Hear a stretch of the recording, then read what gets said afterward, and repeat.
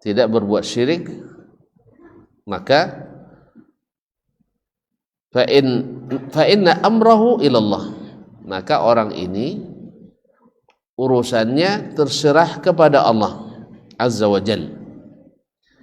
In syaa afa anhu, kalau dia berkehendak dia maafkan. Baik, wa adkhalahul jannah, dan dimasukkannya ke surga yaumal qiyamah, pada hari kiamat, saliman ghaniman, dalam keadaan selamat dan beruntung, ghaira mubtalan bin nar, tanpa diazab atau diuji dengan api neraka, wala muaqab, dan tidak pula diazab ala martakabahu, karena dosa yang dia kerjakan. Yani martakab minadz dzunub, ana dosa yang dia kerjakan, waqtasabahu, yang dia usahakan, summa istashabahu ila yaumil qiyamati minal athami wal auzar, yang kemudian dia bawa dosa itu sampai hari kiamat. Dosa-dosa dan kesalahan itu dia bawa sampai hari kiamat. Wa in syaa aqabahu, dan kalau Allah berkehendak dia iqab, dia beri sanksi. Wa azzabahu, dan dia azab. Naam, muddatan, dalam masa tertentu, bi azabin nar, dengan azab api neraka. Wa iza azzabahu lam yukhallidhu atau lam yukhlidhu fiha, dan dalam kondisi Allah mengazabnya karena dosa tadi, maka tidak dikekalkannya dalam neraka. Karena orang-orang yang bertauhid, beriman, sekecil apapun kadarnya, dia tidak akan kekal di neraka. Bal a'taqahu, akan tetapi Allah bebaskan dia, wa akhrajahu minha, dan dikeluarkannya dari azab neraka tersebut, ila na'imi daril qarar, masuk ke nikmatan kampung abadi, yaitu surga. Ini kata Syekh Abu Usman As-Sabuni rahmatullahi alaih. Yang mana termasuk keyakinan Ahlus Sunnah wal Jamaah yang diyakini bahwa pelaku dosa besar sebesar apapun,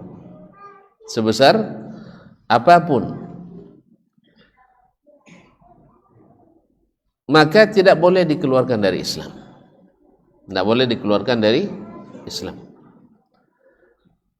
kecuali kalau dia menganggapnya halal.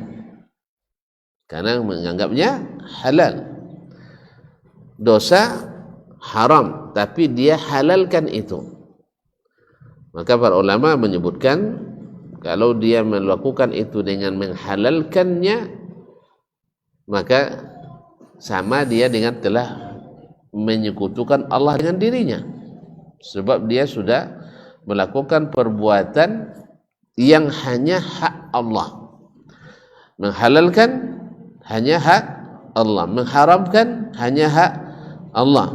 Maka kalau ada sebagian mengatakan bahwa otoritas menentukan syariat itu adalah para ulama, ini keliru.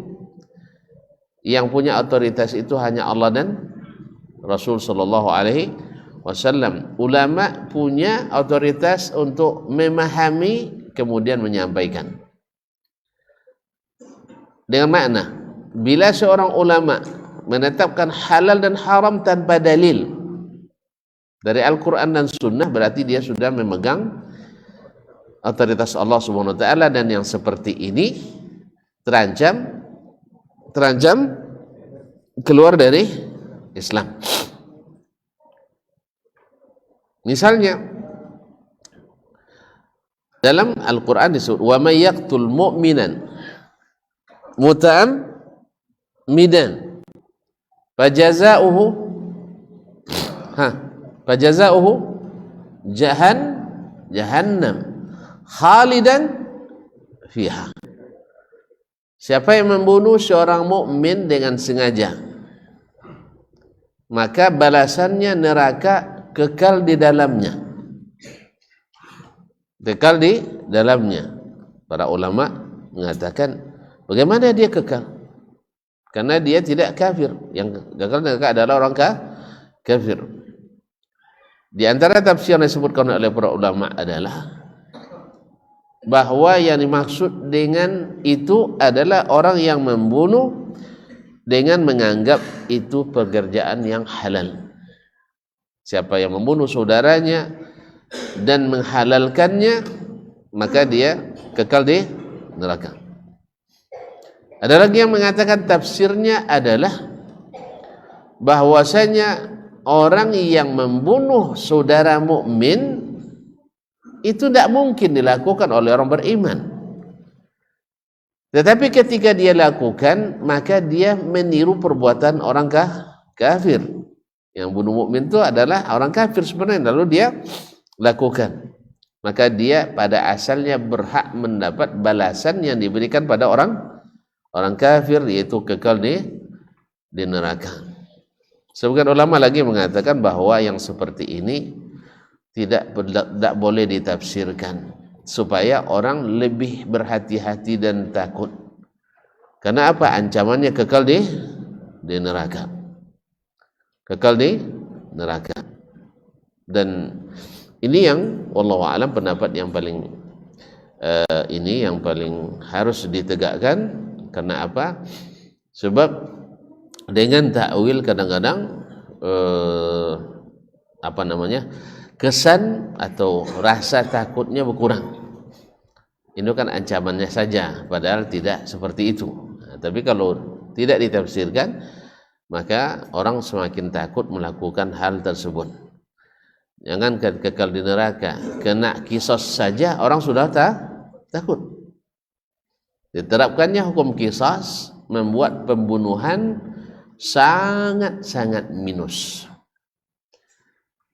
Tetapi ketika kisos tidak dilaksanakan, maka pembunuhan semakin merajalela dan bertambah. Maka Allah benarlah katakan, walakum fil qisasi hayatun ya ulil albab. Bagi kalian pada kisos itu terdapat kehidupan. Kaum muslimin dan muslimat dirahmati Allah. Nah, orang yang berbuat dosa besar, kita tidak boleh mengkafirkan mereka. Tidak boleh mengkafirkan mereka. Taib. Lalu kalau dia pergi meninggalkan dunia tidak bertaubat, kan ada implikasinya nanti kepada sikap kita terhadapnya. Si fulan ahli maksiat, ya boleh katakan tidak ada dosa yang bisa dibuat dan Adam dibuat dah. Ada orang macam itu? Ada orang macam itu? Hah? Kalau buat sawah imam sawabano, ya, tidak ada dosa ni buat sawah doang kecuali dibuatnya. Tak pernah nampak? Itu elok itu, masya-Allah. Nah, tak pernah nampak ni baguslah, alhamdulillah. Nah, sempat ada yang seperti itu, tetapi dia tauhidnya kepada Allah, tidak meyakini hal-hal yang dilarang oleh Allah, tidak mengambil alih perbuatan-perbuatan Allah, menandingi Allah, dan tidak menyekutukan sesuatu dengan Allah, tapi mati dalam maksiat, maka orang ini kita doakan. Itu implikasi bagi kita yang hidup. Dan kita selenggarakan jenazahnya sampai dikuburkan. Tapi kalau dihukum kafir nanti, pasti kita tidak akan kuburkan, tidak akan kita solatkan, dan kita doakan. Dan mungkin dikuburkan di kuburan orang non-muslim. Nah, oleh itu kaum muslimin dan muslimat, masalah mengkafirkan itu adalah perkara yang sangat sulit dan sangat berat tidak boleh sembarangan. Itulah akidah Ahlussunnah wal Jamaah. Bahkan ketika membahas masalah orang meninggalkan sholat dengan sengaja, ulama membahas masalah ini. Kalau dia sengaja meninggalkan sholat karena mengingkari wajib sholat, maka ini tidak ada khilaf.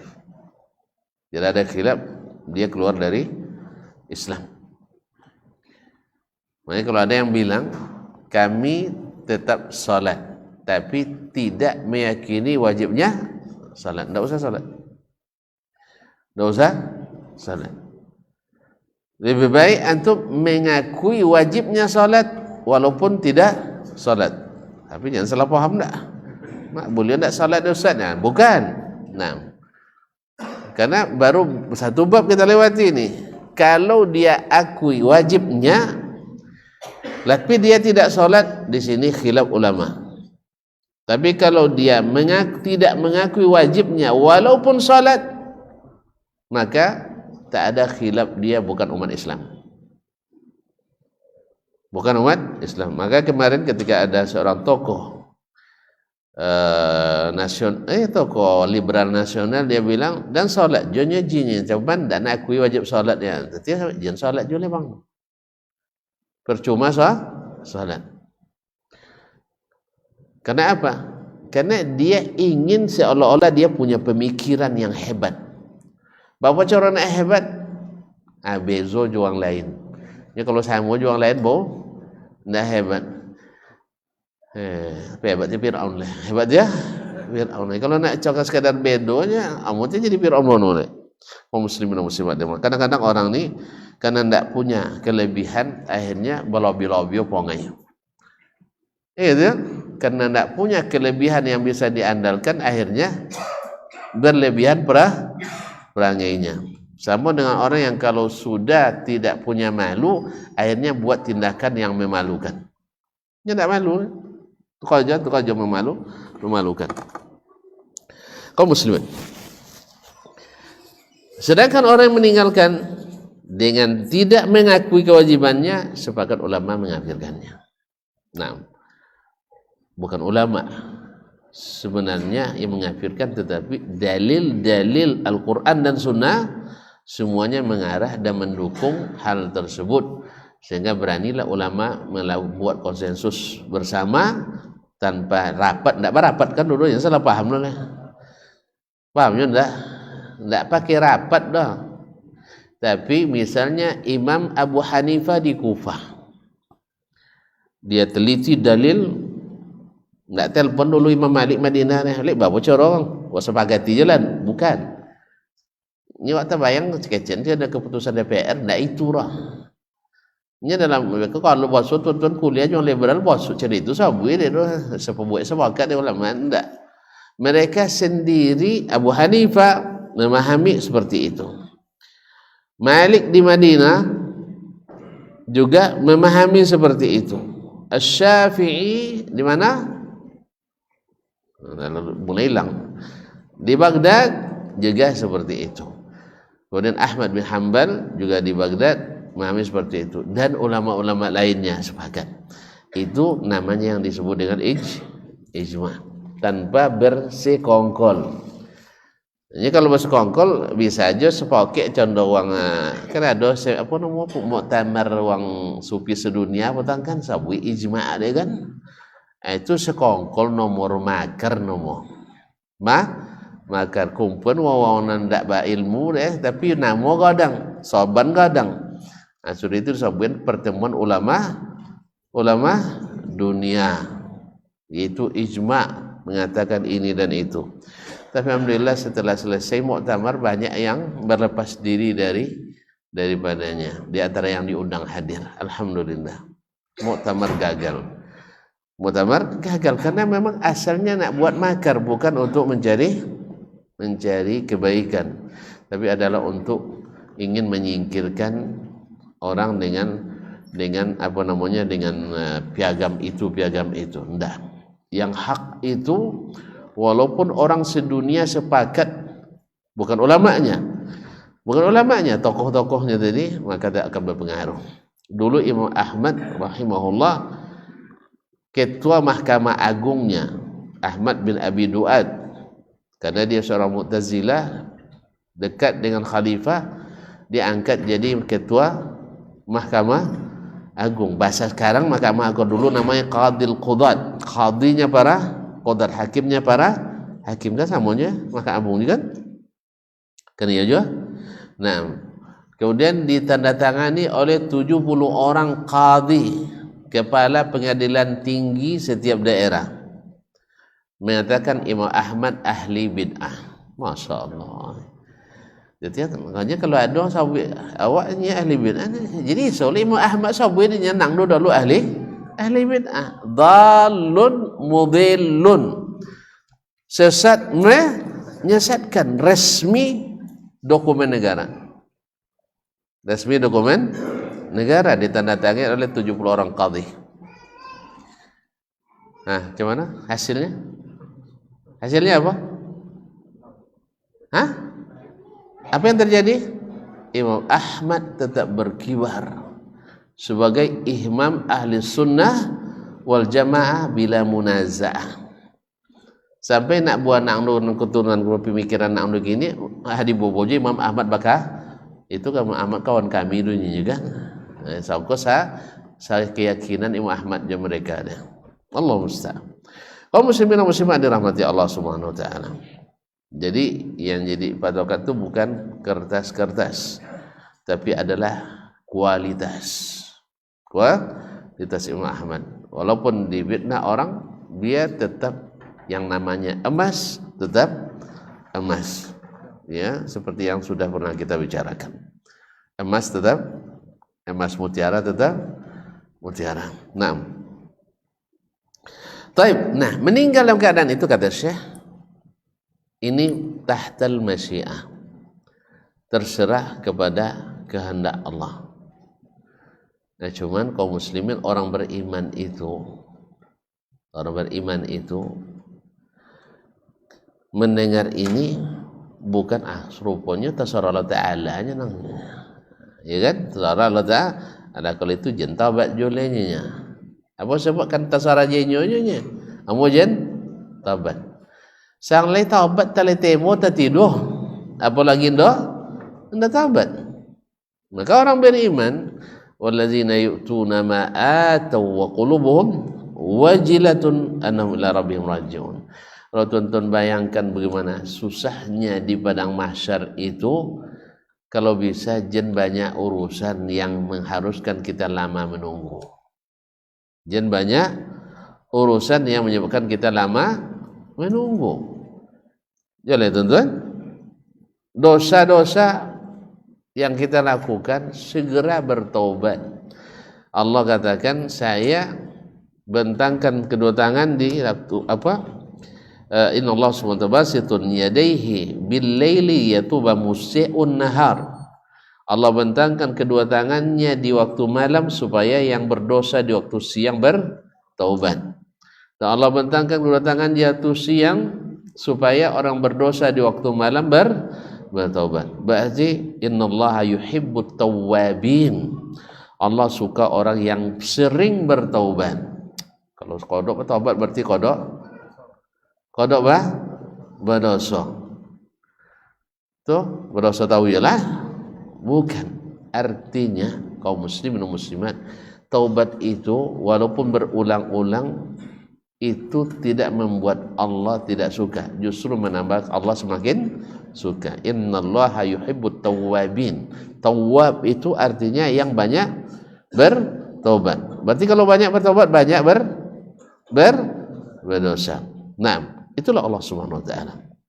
Nah, kenapa kita katakan, dari mana ulama menyebutkan bahwa orang yang mati dalam keadaan berdosa besar tetapi tetap di atas tauhid matinya, tapi dosa-dosa besarnya menggunung, insya Allah pasti masuk surga. Kalau Allah kehendaki diazab dulu. Ini diazab dulunya nih, enggak tahu itulah mau tuntun. Diazab dulu sehari, 2 hari, 3 hari. Yang syahid itu 1000 tahun. Na'udzubillah. Yang azab yang paling ringan, masukkan ibu jari kita ke bara api neraka. Iya bagus, itu menggeloga utaknya, bau jempol kaki, apalagi kalau ditunun ke kepala. Tapi alhamdulillah orang-orang beriman yang selalu mendirikan salat, bekas-bekas sujud, bekas rukuknya tak akan dimakan api neraka. Makanya dikatakan orang kafir dibakar di neraka itu sampai hangus. Kalau orang Islam, orang beriman tidak sampai seperti itu. Kaum muslimin dan muslimat dirahmati Allah Subhanahu wa taala. Insya'a azabahu wa adkhulul jannah. Kalau Allah kehendaki dia azab dulu, dia siksa, kemudian masukkan ke surga. Kalau dia kehendaki dari awal dia maafkan. Dari awal dia maafkan. Mungkin wallahu a'lam ada hal yang besar yang kita tidak tahu dia lakukan. Zahirnya di mata kita pendosa. Dan dalam hadis banyak disebutkan. Misalnya orang yang membunuh 99 orang dibunuhnya. Tanya ke Buya apa namanya? Ahli zikir, ahli ibadah. Andaknya kan itu lagi. Jin ke 99 apa namanya seorang ya sama dosa yang membunuh seluruh umat manusia. Dengan bagaimana 99 tidak ada tobat. Antu kawan tambah kalunya malah diselesaikan tanggungnya tanggung akhirnya penuh satu. Tapi Allah inginkan dia dapat kebaikan, maka dia tak nyaman sampai menemukan seorang ulama, ditunjukkan kepada seorang ulama. Makanya ulama dia takut setan kayaknya. Tapi kalau dibojo kawan dek setan tu adon ulama iyo dulu. Masih ada ndak takut setan kayaknya berarti adon ulama iyo.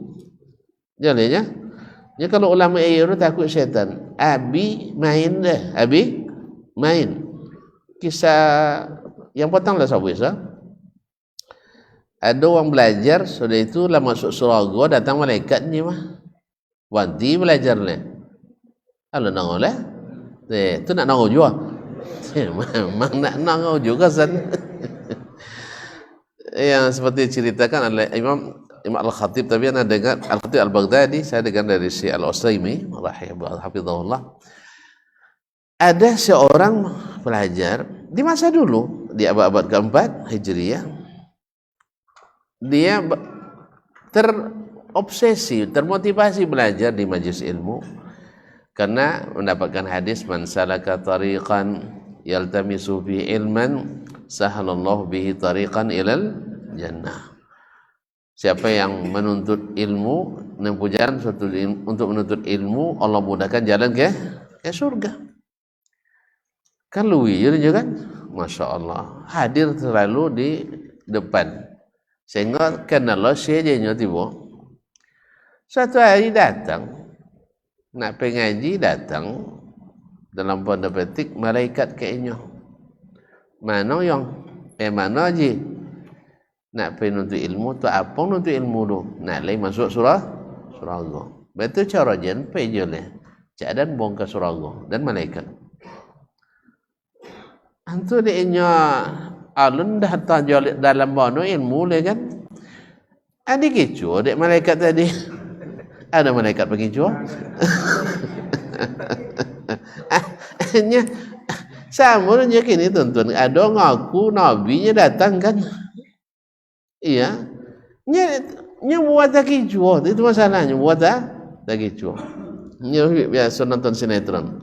Jadi kaum muslimin dan muslimat, bos surga. Jangan mengaji juga. Bila orang nak masuk, insya-Allah lah. Bila orang nak masuk, bojo dayan. Ayat ya. Baiklah, pegang tangan, picang mata. Itulah syarat tu. Itulah syarat tu. Kalau malaikat, kalau aku kan kalau satu kaya malaikat kan ada picang mata lah. Nah, ke picang mata. Sampai surga. Iya, macam taman-taman bano. Tuan-tuan ada orang pada hilang tak? Dia lain antu. Enggak, nanti siku ada enggak. Pengalaman ini ya. Nya dalam pun pandan, tapi also di istananya iya. Kan ya? Itu cuma terjadi begini. Dibawa ke Surago. Sudah itu enggak apa belajar lah. Apa sebab lah masuk? Lah masuk Surago untuk apa? Ya belajar lah. Nya tujuan belajar untuk masuk Surago lah masuk Surago. Kuliah supaya dapat ijazah. Dapat ijazah kuliah lah. Kan enggak? Akhirnya enggak tiba-tiba di majelis. Kehilanganlah Syekh. Mana si fulan? Dicece, dek kawan dapat apa ndak pe ngaji lah. Nek pane, apa sandur syuhada nang tu alun jole masuk Surago dah lah masuk Surago. Nang masuk syuhada tu alun jole tema manlenya nya. Penek pane je lah sikit-sikit punggung duduk situ je. Alun pane masuk Surago dan saban tahu lah masuk Surago. Itu dia jangan situ je ngaji nya. Jadi ndak ngaji lah. Sampai ke Syekh bosong kawan lah masuk Surago. Akhirnya Syekh baik kayaknya. Nya tantu dia masuk ingko tipuan Batman nya nomor. Nah, tipuan iblis, tipu daya setan. Lalu Syekh mengatakan, yang masuk Surago mana? Iya Syekh. Bila biasa datang, bila baik jo sapong baik jo malaikat, tahu datang kalau mugai tiba, sibuk mugai tiba nya. Sibuk mugai, tambah yakin Syekh. Sibuk mugai tiba. Nah, bapa cara penyennya, pegang tangan dia tu suami macam aturannya. Sampai kami ke Surago. Nya tentu doang malaikat kan laju. Kan dia, pas pincang mata langsung antu cahayu aja malah. Kan dia? Itu tu subuhan turun beko do cahayu di langit dan atau tiba dapat dia tengah lama-lama itu. Mannya kan? Naam. Apa ya? Dia Tuhan nak beri wahyu ke wa'angnya. Dan tabir itu kan cuma song cahayanya, hijabnya cahaya ayat ya mah. Pandai le bahasa Arab kan? Allah Ustaz. Akhirnya betulnya syekenya bisa dan pegainya. Ayahnya wadan lah puan dia maju ndak masuk Surago sebab tu lah masuk Surago. Ndak pun sabun soalnya. Jadi sabun lah dek ke malaikat do. Ada syaitan nak painya. Dek timbangan syaitan tadi malaikat tadi. Kalau si bisa tak kicu, insya-Allah banyak akan bisa. Itu maka ditemo deh. Ayolah ndak apa bolehnya nya. Paisa. Iya, dia masuk Surago. Di taman-taman, sungai-sungai, dayang-dayang, pokoknya memang asal di Surago badan do. Nah, tapi saya kan dah hilang kesadaran. Sampai menjelang subuh, tiba lihat malaikat tadi. Pulang boleh. Kan itu syaratnya nyalang tapi pajar lebih seharusnya mangkui. Nah, pulang boleh. Betulnya Syekh malaikatnya ni. Dan kalau masuk Surago dan nak kalu juleh. Nanti dan dalam ilmu kalau lah masuk Surago ndak kan kalu juleh kan ya?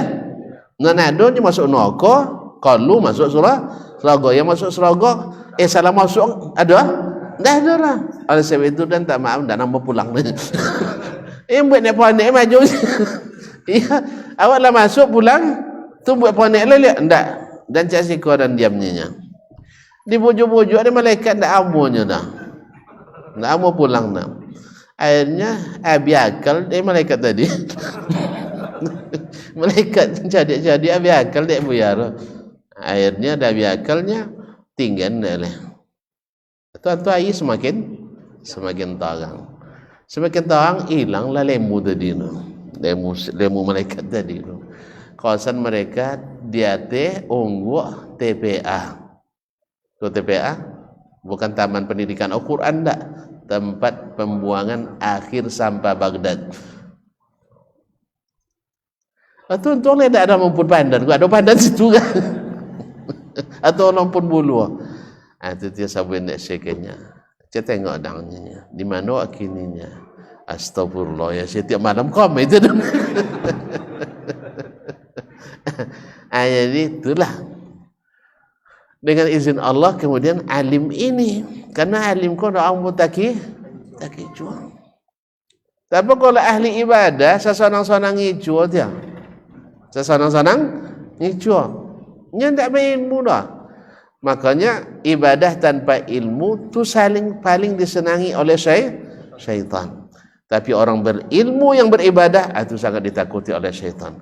Tapi kalau masalahnya kadang lah ilmu sama dengan orang yang tidak berilmu, tu suka je syaitan. Ancak rezeki kawan juga nya. Dan tentu je tapi dak. Inya tentu tapi dak dan buat. Masuk ke tu sih. Tu waktu tu lah. Azan lo. Baik, silakan. Hah? Hah?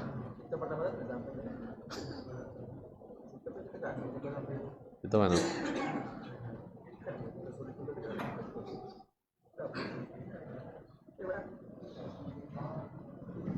Apa itu?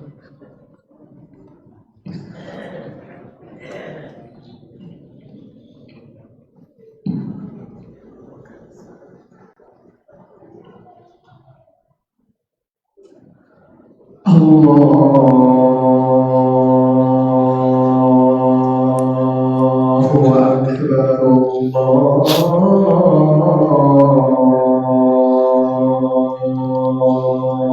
Akbar, Allahu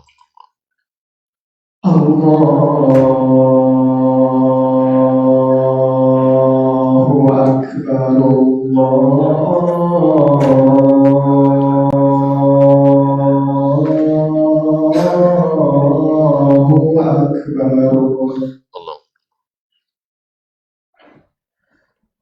Asyhadu an la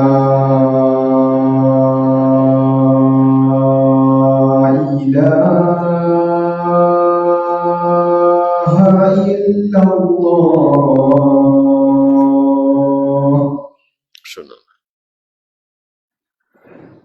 Asyhadu an la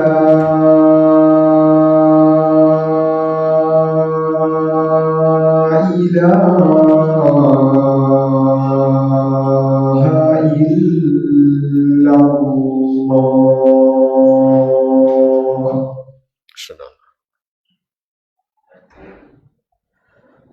Asyhadu anna Muhammadar Rasulullah.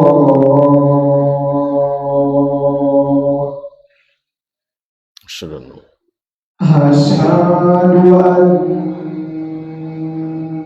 Muhammadar Rasulullah.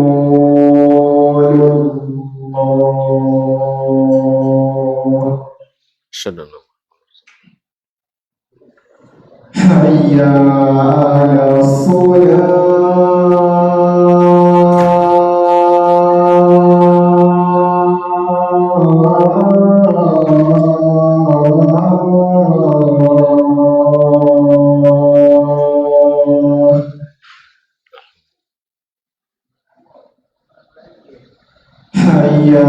'alas hayya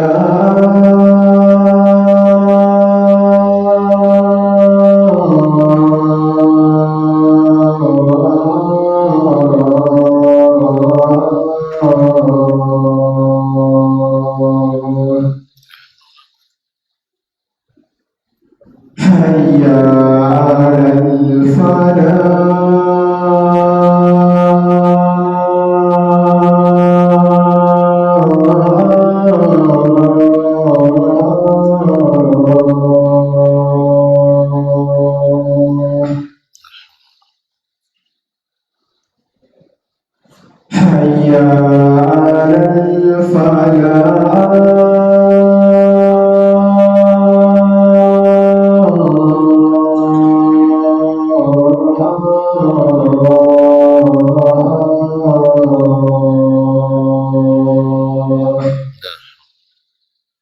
Allahu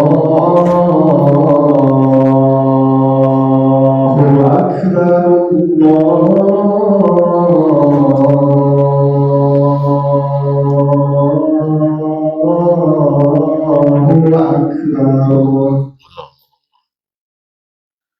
لا إله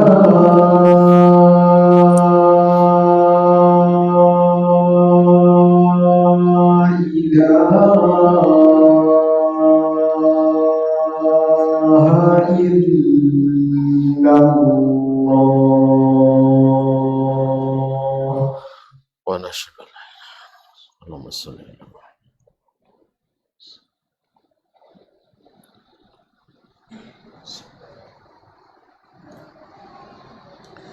Kaum muslimin, kaum muslimat yang dirahmati Allah SWT, kita lanjutkan. Kemudian apa cerita tadi itu? Cerita malaikat ini? Alhamdulillah. Jadi kisah siapa tadi yang membunuh 100 orang. Dan atas petunjuk dari alim tadi, ulama tadi, dia bilang inna baldataka fiha unasun sayyi'un au kama qala, di tempat kamu itu tempat orang-orang yang jahat-jahat. Wa inna baldata fulan, negeri itu disebutkan namanya, ada di situ orang-orang saleh. Kalau kau memang bertobat, tinggalkan negeri yang orang-orang yang buruk-buruk itu, lalu pergi ke negeri orang-orang yang tinggal orang saleh tersebut. Nah, dia ikuti dalam perjalanan. Subhanallah, ini Allah nak tunjukkan betapa besarnya nilai taubat di sisi Allah Tabaraka wa Ta'ala, dan betapa rahmat Allah itu lebih besar dari dosa apapun yang kita lakukan kecuali syirik. Na'asyurukir.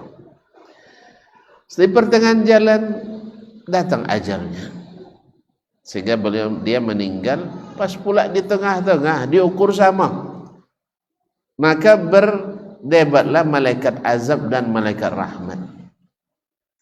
Woi, katanya, ini berapa tahun, puluhan tahun dia durhaka sama Allah, ini bagian saya. Lalu yang satu bilang dia sudah bertaubat. Dijawab yang lain, belum ada amalnya sama sekali. Akhirnya Allah utus malaikat lain untuk mendamaikan keduanya, buat keputusan kemana dia lebih miring. Maka dia artinya negeri orang soleh, kata orang toleh tadi, maka dikumpulkan bersama mereka. Lalu Allah perintahkan bumi dari arah ini mendekat, sehingga Cik Megan Japonnya, nah subhanallah, akhirnya dikumpulkan bersama orang-orang saleh, artinya diterima taubatnya. Dan ini banyak dalam Al-Quran, banyak dalam hadis. Di antara dalam hadis Nabi SAW, yabna Adam, Allah katakan, wahai anak Adam, lau ataitani biqurabil ardi khataya, andainya engkau datang kepadaku dengan sepenuh bumi ini dosa. Subhanallah, sepenuh bumi dosa. Thumma ataitani la tusyriku bi syai'an, lalu kau datang kepadaku tanpa menyekutukan aku dengan sesuatu apapun, la ataituka biqurabiha maghfirah, saya siap memberikan ampunan sebesar bumi itu pula. Subhanallah, rawahu Muslim. Jadi kaum muslimin dan muslimat dirahmati Allah SWT, ini rahmat Allah SWT lebih cepat daripada azabnya. Demikian juga kisah orang yang di akhirat nanti dalam hadis Juz'ul Bitaqah, orang yang didatangkan kepadanya 99 catatan dosa, penuh, sejauh satu catatan sejauh mata memandang. Lalu dikatakan kepadanya, hal laka min khair, ada untuk bayu, kan itu lebih kurang kan, ada pitinya untuk bayu, sebanyak ini catatan. Siapapun yang ada kalau nengok catatan utang sebanyak itu, tidak ada percaya diri lah, tidak ada lah ya Rabb, laisa li min khair, saya tak ada kebaikan yang bisa untuk melunasi utang-utang ini. Lalu kata Nabi sallallahu Allah katakan pada waktu dalam hadis qudsi itu, innaka la tuzlamal yawm. Hari ini kamu tidak dizalimi. Innalaka indana la khabi'ah. Kamu punya simpanan yang bagus, yang berharga yang kami simpan. Subhanallah, ini tauhid kaum muslimin, keikhlasan pada Allah Subhanahu wa taala. Tauhid, iman yang tidak sedikit pun dicampuri syirik. Ya betul yakin yang tanpa keraguan. Naam. Lalu Allah keluarkan untuknya sebuah kartu. Menengok kartu, apa yang bisa dibuat dengan kartu ini? Melihat catatan dosa yang 99 lembar itu. Tetapi lalu Allah sebutkan innaka latuzlamul yawm, kau tak dizalimi. Lalu diletakkan 99 itu di satu timbangan dan yang satunya di sebelah. Maka ternyata la ilaha illallah itu lebih berat. Makanya jangan sekali-kali rusak dengan apapun subuhat. Dengan apapun subuhat. Ikuti Nabi SAW. Kata Nabi, jangan ngumpul-ngumpul di kuburan. Jangan pergi ngumpul di kuburan. Tapi banyak buaya pergi, biarlah buaya itu pergi, tidak apa-apa. Jelas tuan-tuan? Jelas? Jangan minta-minta dengan tawassul yang tidak dicontoh atau diperintahkan Nabi, dihalalkan Nabi. Banyak yang buat, biarlah mereka buat, saya tidak mau. Karena itu banyak pada merusak. Merusak. Jelas kaum muslimin. Tinggal itu ada orang banyaknya. Daripada ditinggalkan oleh yang memiliki yang banyak, lebih baik ditinggalkan oleh orang yang banyak. Kecuali orang banyak itu di atas al-haq. Kalau seperti zaman sahabat, mereka doa, jangan guru mengikutilah. Ya tak? Ia bertauhidnya seperti Nabi ajarkan, keyakinan seperti Nabi ajarkan, jangan ragu mengikuti.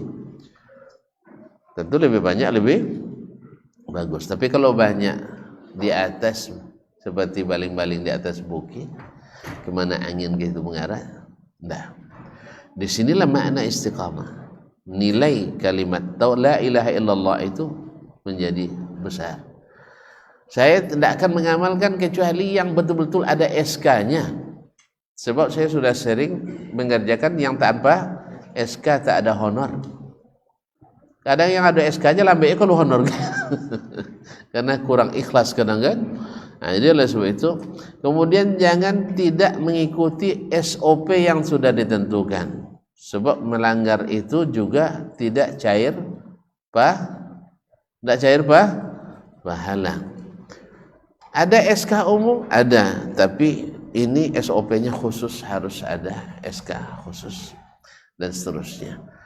Nah, itu berat memang, tapi ringan bagi siapa yang Allah ringankan. Baiklah kaum muslimin dan muslimat dirahmati Allah. Jadi kembali ke masalah orang yang berdosa besar sekalipun, sebanyak apapun, tak boleh berputus asa dari rahmat Allah.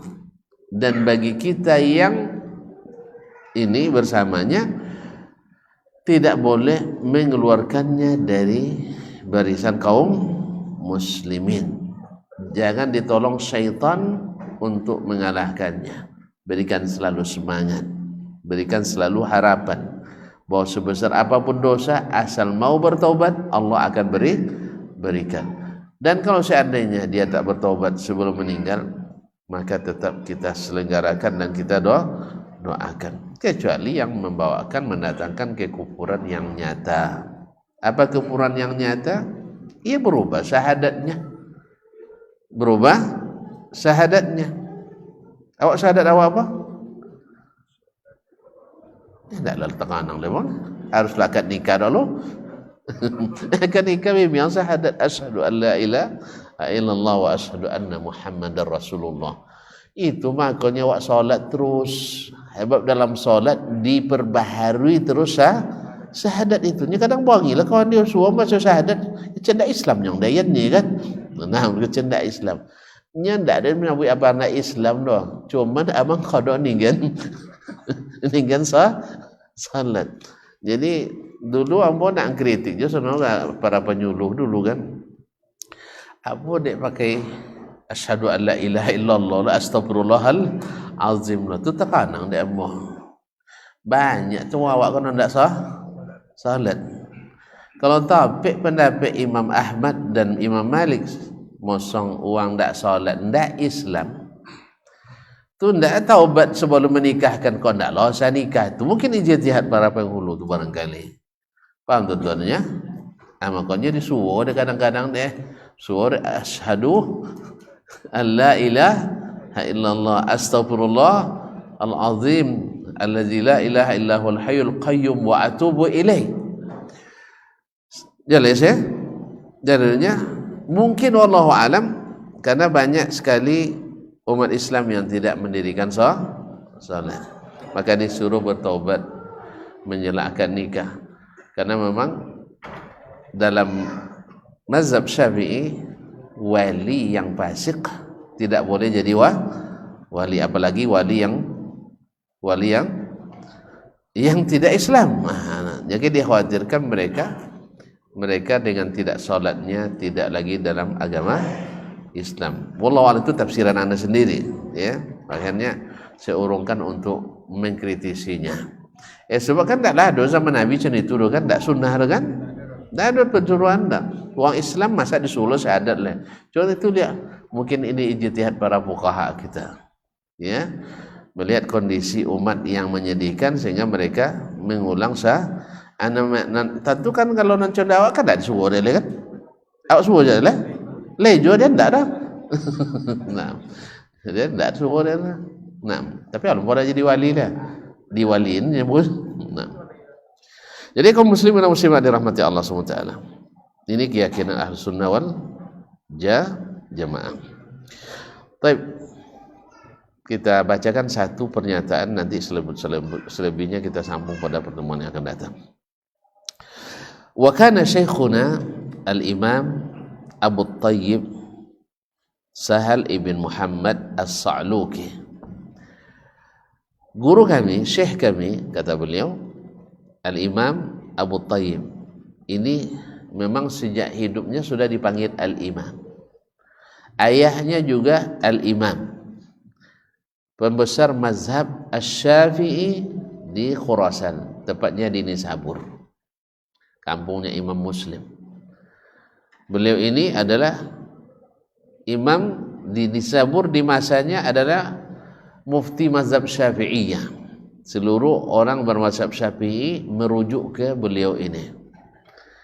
Makanya sekali lagi ana ingatkan,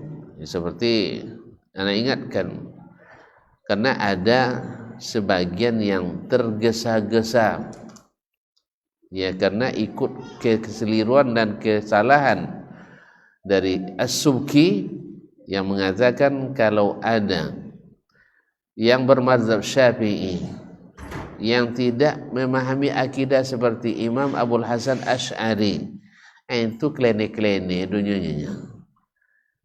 Sesudah itu kita lihat yang di barisan itu banyak non-yate polo Subki dulu seperti Imam As-Sa'luki ini.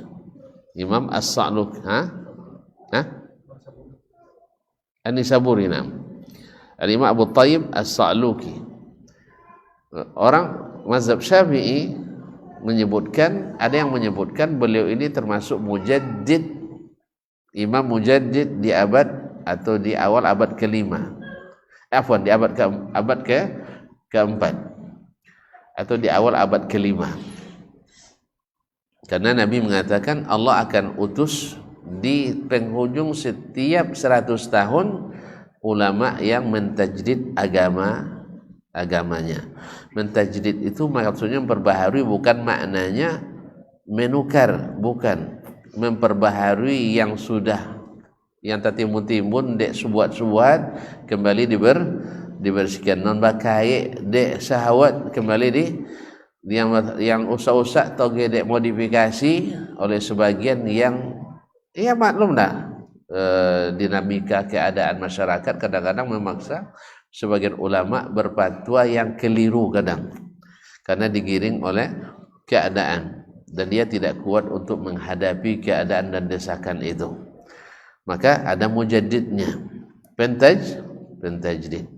maka dia terhitung salah satu yang disebutkan sebagai mujaddid di abad, beliau wafat tahun 402, ada yang mengatakan 404. Nah, qala kana syekh, dan ayahnya juga seorang imam. Ayahnya juga seorang imam, dan ayahnya sangat menghargai ilmu anaknya ini, karena memang seorang alim yang luar biasa, disejajarkan dengan Abu Hamid al-Isfirayini, faqih Syafi'i juga di masa itu, dan disejajarkan dengan sesmu yang penulis Al-Bilal wan Nihal. Astagfirullah, kok sampai lupa? Tidak tentu dah. Al-Baqillani, Abu Bakar Al-Baqillani. Cuma bedanya Al-Baqillani menyimpang dari sisi akidah. Tapi ingat, tidak seperti Asy'ariyah zaman ini. Asy'ari, tapi tidak seperti Asy'ariyah zaman ini. Banyak perbedaannya. Kalau sekarang lebih banyak kepada cara berpikirnya Jahmiyah dibanding dengan Imam Abul Hasan Al-Asy'ari yang di periode kedua. Wallahu musta'an. Taib, qala kana al-imam Syekhuna al-Imam Abu Thayyib Sahal bin Muhammad As-Sa'luki rahimahullah yaqul al-mu'minul muznib wa in uziba bin nar fa innahu la yulqa fiha ilqa al-kuffar. Orang yang beriman yang berdosa sekalipun diazab dengan api neraka, tapi dia tidak dilemparkan ke dalam neraka seperti dilemparkannya orang kafir. Nah, tapi hadapalah dimasukkan. Kan orang kafir kan bomban doh, dihumbankan atau diumbannya belantiang. Tak jawab ya? Nah, sedangkan orang ini dimasukkan ke dalam neraka. Yang mana lewat kan umban atau kan lawan suang? Ini kan ada orang masuk penjara kadang berantem masuk kan? Nah, itu orang kafir. Ini tidak elok kau dulu, tapi kan kalau ikut kan apa masuk. Nah, sudah itu dikunci, sudah itu diazab di dalam, tidak seperti azab orang kafir. Wala yabqa fiha baqa al-kuffar, dan tidak kekal di dalamnya sekekal orang kafir. Wala yashqa fiha syaqa al-kuffar, dan tidak menderita seperti penderitaan yang dialami oleh orang kafir. Artinya mereka ini orang beriman walaupun masuk neraka tetapi tidak kekal seperti orang kafir. Maka beruntunglah kita kaum muslimin dilahirkan dari ayah dan ibu orang Islam. Nah, maka elok-elokkan perangai pada mereka, pada orang tua kita yang masih hidup, berbaktilah kepadanya. Yang sudah meninggal senantiasalah mendoakannya, dan usahakan menyambung silaturahim yang dengannya disambung hubungan kita dengan orang lain. Baik, kita cukup sampai di sinilah. Insyaallah sampai bulan depan ya, di Senin pertama bulan hadapan insyaallah taala. Kesimpulannya bahwa dosa mengurangi iman, tidak menghapus iman. Tetapi walaupun demikian, tuan-tuan pasti tidak mau kurang iman, sah? Tidak mau diazab dulu di neraka. Oleh sebab itu, mudah-mudahan kita tidak termasuk yang dimasukkan ke neraka terlebih dahulu. Tetapi kita berkeyakinan bahwa dosa tidak mengafirkan, tapi tidak dilemparkan. Alhamdulillah. Nah, ya kalau kaum bandeh lah sallallahu alaihi wasallam talabiyah, maka pelihara iman itu jangan sampai dirusak oleh subuhat-subuhat yang menyesatkan. Baik, saya kira tidak ada pertanyaan karena belum selesai juga. Nah, yang kedua dah jelas sekali. Sah? Alhamdulillah. Terima kasih dan mohon maaf. Wabillahi taufiq wal hidayah. Subhanakallah bihamdik, asyhadu an la ilaha illa anta, astaghfiruka wa atubu ilaik. Wassalamualaikum warahmatullahi wabarakatuh. barometer amal kita saleh tak salehnya di salat kita. Bila salat kita ikhlas dan sesuai dengan sunnah Nabi SAW, maka insya Allah amalan yang lain mengikuti. Ini aktivitas ini membantu saya di akhirat atau akan menyulitkan saya di akhirat? Kalau seandainya perbuatan itu ternyata akan menyulitkan kita di akhirat kelak, tinggalkan perbuatan itu. Anta ni'mal jund. Kamu adalah sebaik-baik prajurit. Coba lihat. Kamu adalah sebaik-baik prajurit. Maka tujuannya adalah menghancurkan kehidupan rumah tangga.